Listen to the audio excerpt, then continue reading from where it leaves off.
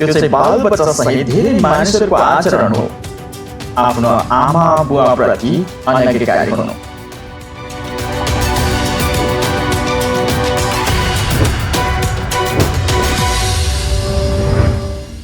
एउटा बच्चालाई बाल्यकालमै सिकाइएको हुनुपर्छ।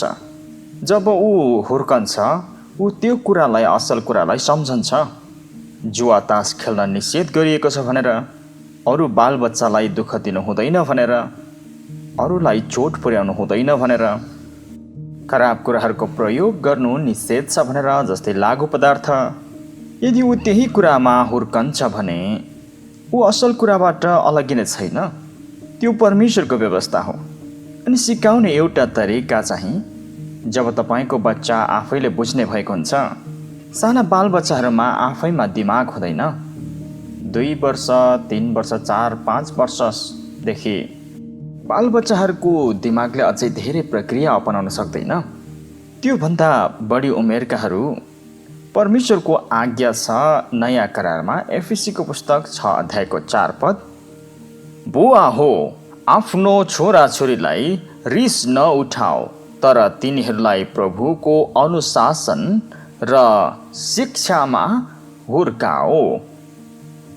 त्यहाँ त्यसरी लेखिएको पाइन्छ। जब उसले भनेको कुराहरू बुझ्न सक्ने हुन्छ, उसँग जब बुझ्ने क्षमता हुन्छ, उसँग चेतना हुन्छ, उसलाई रिस नउठाउनुहोस्, चिच्याइ नरहनुहोस्। तपाईँको बच्चालाई गाली नगर्नुहोस्, तपाईँको बच्चा तपाईँबाट टाढिनेछ। बालबच्चालाई गर्ने व्यवहारमा प्रेम साथ मनोविज्ञान समावेश हुनुपर्छ। मेरो आमासँगको अनुभवमा जब मैले केही गलत गर्थेँ, छोरा तिमीले जे गरे त्यो गलत हो, त्यस्तो फेरि नगर है, हुन्छ। म सानै भएको हुनाले मैले त्यति धेरै ध्यान दिँदिनथेँ। म मेरो आमा रोइरहेको देख्थेँ। मेरो आमाले आफ्नो बालबच्चाहरूलाई हिर्काउनु भयो, तर जब उहाँले तपाईँलाई हिर्काउनुहुन्थ्यो तपाईँले चाहिँ उहाँलाई नटेरेको जस्तो गर्दा यो कुराले उहाँको आँखामा आँसु ल्याउँथ्यो। त्यो कुराले मेरो हृदयमा ठुलो प्रभाव छोड्यो। मैले मेरो आमालाई रुवाएँ किनभने मैले उहाँलाई नसुनेको कारणले गर्दा। हेर्नुहोस्, मेरो आमा, यदि मैले तपाईँलाई यी कुरा बताएँ भने जब उहाँले भन्नुहुन्थ्यो कि तपाईँले जे गर्नुभयो त्यो गलत हो भनेर, अथवा नजिकैको अर्को बच्चाले तपाईँलाई दुःख दिनमा गलत गरेको कुरा उहाँले सधैँ बाइबलको पदबाट भन्नुहुन्थ्यो। मेरो आमाले आफूले सुन्नुभएको पदहरूलाई कण्ठ गर्नुहुन्थ्यो। त्यसैले जब तपाईँले उहाँलाई नसुनेको जस्तो हुन्थ्यो, मेरो आमाले आँसु खसाल्नुहुन्थ्यो। म त्यो सम्झन सक्छु। यो कुराले ममा निकै नै प्रभाव पार्यो, किनभने मैले मेरो आमालाई माया गर्थेँ। तपाईँले उहाँलाई रुवाउनु किनभने तपाईँले नसुनेकोले गर्दा त्यो कुरा पिटाइ खानुभन्दा पनि गाह्रो थियो। त्यसैले मेरो आमाले भन्नुभएको पद म याद गर्छु। उहाँ कति अरू आमा बुवा जस्तो सधैँ रिसाइरहनुहुन्न थियो। आफ्नै बालबच्चालाई चुनौती दियो जस्तो कोसिस गरेर त हेर। तिनीहरू आफ्नो बच्चालाई त्यसै भन्छन्। त्यो आफ्नो बालबच्चालाई चुनौती दिएको हो। तपाईँप्रति प्रेमको भाव महसुस गर्नुको बदला उनीहरूको हृदयमा तपाईँले घृणा रोप्नुहुन्छ। बाइबलले भन्छ बालबच्चाहरूलाई रिस नउठाओ। त्यो चाहिँ एउटा उपचार हो, तर तिनीहरूलाई प्रभुको अनुशासन र शिक्षामा हुर्काओ। जब बालबच्चाले बुझ्न सक्ने भएका हुन्छन्, परमेश्वरको वचन उनीहरूलाई भन्न थाल्नुहोस्। नानी बाबुहरू, परमेश्वरले भन्नुभएको छ चोरी नगर्नु, परमेश्वरले भन्नुभएको छ अरूलाई प्रेम गर्नु। ती सबै परमेश्वरका वचनहरू हुन्। तिनै कुराहरू सुनेर तिनीहरू हुर्कनेछन्। अनि परमेश्वरको वचनको आफ्नै शक्ति छ। तपाईँले केही कुरा भन्दैमा आमा बुवाको रूपमा आफ्नै क्षमतामा त तपाईँ आशा राख्न सक्नुहुन्छ भने परमेश्वरको वचनसँग त आफ्नै शक्ति छ। त्यो वचनले बालबच्चाको हृदयमा प्रवेश गर्दछ। जुन वचन चाहिँ ऊ भित्र हुनुपर्दछ। त्यसैले बाइबलले भन्दछ तिनीहरूलाई प्रभुको अनुशासन र शिक्षामा हुर्काओ। तपाईँको बालबच्चाप्रति सधैँ नरिसाउनुहोस्। उदाहरणको निम्ति उसले केही गलत गर्यो भने पिट्नुहोस्। उसलाई बुझाउनुहोस्, छोरा, मैले तिमीलाई यसकारण पिटेँ कि तिमी चोर अनाज्ञाकारी भएर हुर्किएको म चाहदिनँ, तिमी खराब सङ्गतमा हुर्किएको चाहदिनँ भन्ने कुरा, किनभने म तिमीलाई माया गर्छु। जब बालबच्चाले बुझ्छन् कि तपाईँले उनीहरूलाई प्रेम गर्नुहुन्छ भन्ने कुरा, उनीहरूले तपाईँलाई घृणा गर्ने छैनन्, तपाईँलाई बालबच्चाले माया गर्नेछन्। त्यही कुरा मैले जीवनमा अनुभव गरेको छु। मैले मेरो आमा बुवाको इरादालाई देखेको छु। हामीले गलत गर्दा सिकाउने कुरामा मैले देखेको कुरा प्रेम थियो। त्यसैले मैले प्राकृतिक प्रेम बालबच्चाहरूको आमा बुवाप्रति भएको देखेको छु। कतिपय आमा बुवा जस्तो होइन, जबकि तिनीहरूको बालबच्चाले गल्ती गर्ने क्रममा उसको कपाल तान्ने, सामानले हिर्काउने, सराप्ने जस्ता कुराहरू गर्छन्। तपाईँले उसलाई चुनौती दिएको जस्तो अघिबाट कोसिस त गरेर हेर। जब बालबच्चा अपमानित हुन्छन्, तिनीहरू वास्तवमा तपाईँको विरुद्धमा जान्छन्।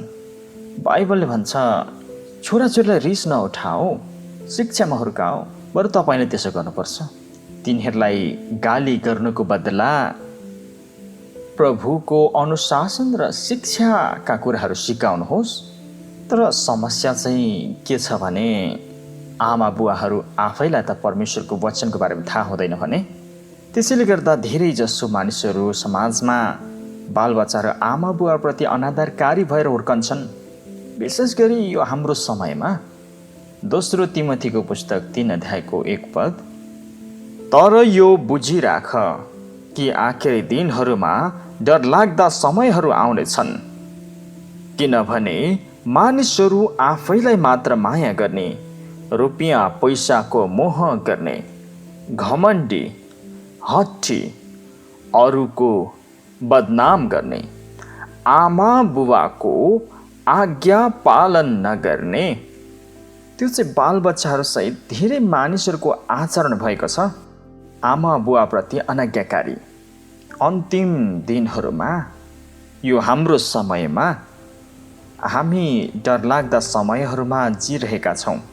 अहिले यो डरलाग्दो समय छ। डरको पहिलो कारण चाहिँ मानिसहरूले आफैलाई मात्र माया गर्ने, रुपियाँ पैसाको मोह गर्ने, पैसालाई प्रेम गरेको कारण अरूलाई मार्न पनि पछि पर्दैनन्। उसले पैसा कमाउँछ भने होइन र? त्यहाँ नक्कली औषधि बनाउनेहरू के छैनन् र? उसले पैसा कमाउँछ भने तिनीहरूलाई मतलब छैन त्यो नक्कली औषधि लिनेहरू मरोस् कि चाहे जेसुकै होस् भन्ने कुरा। कतिजनाले त्यहाँ नक्कली औषधिहरू उत्पादन गर्ने गर्छन्। त्यहाँ थुप्रै त्यस्ता कुरा छन्। आजभोलि थुप्रै खतराहरू छन्। तीमध्ये एउटा डरलाग्दा कुरा चाहिँ मानिसहरूले आफैलाई मात्र माया गर्ने हुन्छन् अनि अर्को आमा बुवाको आज्ञा पालन नगर्ने। कतिपय बालबच्चाले आमा बुवालाई मार्ने गर्छन्। मैले इन्टरनेटमा यस्तो पनि देखेको थिएँ। मैले एउटा भिडियो देखेको थिएँ जुन कम्प्युटर सपमा लिएको थियो। आमाले आफ्नो छोरालाई बोलाइरहेकी थिइन्, सायद घर आएर खाना खाओस् भनेर। त्यो केटा रिसाएर आफ्नी आमालाई मुक्का प्रहार गर्यो। त्यस्तो धूर्तता, आफ्नो आमा बुवाप्रति आभारी हुन नसक्ने, मात्र कम्प्युटर गेमको कारण आफ्नै आमालाई बक्सिङले हान्नु। मानिसले आजभोलि जे गरिरहेका छन् त्यसले नकारात्मक प्रभाव पारिरहेको छ। हामीले बालबच्चालाई हेर्नुपर्छ, किनभने बाइबल अनुसार बालबच्चाहरू हाम्रो समयमा आमा बुवाको आज्ञा पालन नगर्ने हुनेछन्। एकदमै खराब किसिमका बालबच्चाहरू हाम्रो पुस्तामा उत्पादन भएका छन्, किनभने कम्प्युटरहरूको कारणले गर्दा, विभिन्न किसिमका नीति नियमहरूले गर्दा बालबच्चाहरूलाई पिट्नु हुँदैन भन्ने किसिमको कानुन व्यवस्था। संसार उल्टो भएको छ। आजभोलि बालबच्चालाई पिट्न निषेध छ। परमेश्वरको व्यवस्थालाई उल्लङ्घन गरिसकेको छ। त्यसैले त्यो कानुन व्यवस्था बनाउनेलाई तपाईँले भन्न सक्नुहुन्छ, जेसुकैले त्यो बनाएको होस्, यो संसारमा त्यो फरक जाति हो। तिनीहरू बाइबलप्रति अज्ञानी छन्। तिनीहरू परमेश्वरको पछि लाग्नेहरू होइनन्। शारीरिक दण्ड पूर्ण रूपमा निषेध गर्नु। यद्यपि शारीरिक दण्डले बालबच्चालाई गम्भीर रूपमा चोट पुर्याउने उद्देश्य नराखे तापनि, तर उसलाई सच्याउन मात्रै। बाइबलले भन्छ सुधारको छडी। अरूले चाहिँ फरक तरिकाले विश्लेषण गर्दछन्। बालबच्चालाई पिट्नु हिंसा हो भनेर। के को हिंसा? तिनीहरूलाई अनुशासन मात्र सिकाउने क्रममा घुफ्टी पर्न लाउनुहोस्। तिमीले गलत गर्यौ, किन तिमीले आफ्नो साथीलाई मुक्का हान्यौ? घोप्टी पर। त्यस्तो फेरि नगर। सामान्य कुरा। के त्यो हिंसा हो र? त्यो बाइबलको शिक्षा हो। त्यो बाइबलमा छ। परमेश्वर आफैले त ताडना दिनुहुन्छ भने, यदि तपाईँ निर्दयी हुनुहुन्छ भने परमेश्वरले तपाईँलाई ताडना दिनुहुन्छ। बाइबलमा बच्चालाई छडी लाउनु यो निर्दयीपन होइन, यो हिंसा होइन। उसले आफ्नो बच्चालाई सुधार्न मात्र चाहेको हो। जब ऊ बुझ्ने भइसकेको हुन्छ, परमेश्वरको शिक्षा उसलाई सिकाउनुहोस्। बाइबलमा भएको शिक्षा अध्ययन गर्नुहोस् र तपाईँले आफ्नो बच्चालाई सिकाउनुहोस्। तपाईँले देख्नुहुनेछ आफ्नो बालबच्चाहरू असल भएर हुर्किएको।